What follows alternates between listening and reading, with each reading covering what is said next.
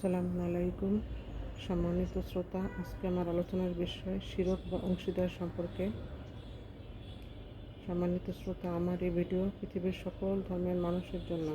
আমার একান্ত চাওয়া, মানুষ নিজেকে চিনুক, অন্ধকার থেকে আলোতে আসুক, আসল সত্যিটা জানুক। পৃথিবীর অধিকাংশ মানুষ জেনে বা না জেনেই হোক সৃষ্টিকর্তার সাথে শিরক করে চলছে। যেমন সৃষ্টিকর্তার পুত্র বা কন্যা সাব্যস্ত করে কেউ শিরক করছে, কেউ কেউ তার রূপ কল্পনা করে মানব আকৃতিতে শিরক করছে, কেউ কেউ আবার সৃষ্টিকর্তার শক্তির সাথে আরেক শক্তি বানিয়ে তার আরাধনা করছে। আবার কোনো মানুষ তার বিধানের সাথে আরেক বিধিবিধান যুক্ত করে এক ধরনের শিরক করে চলছে।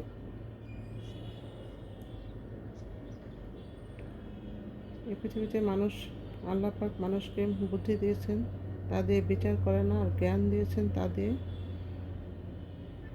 তা খাটিয়েও দেখে না, যার জন্য শিরকের মতো জঘন্য অপরাধে মানুষ নিজের অজান্তেই নিজেকে যুক্ত করে যাচ্ছে।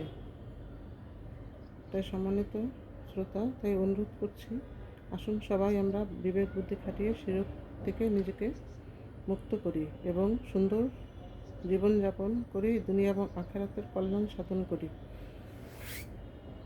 ধন্যবাদ সবাইকে। ভিডিওটি ভালো লাগলে লাইক, কমেন্ট ও শেয়ার দিতে ভুলবেন না।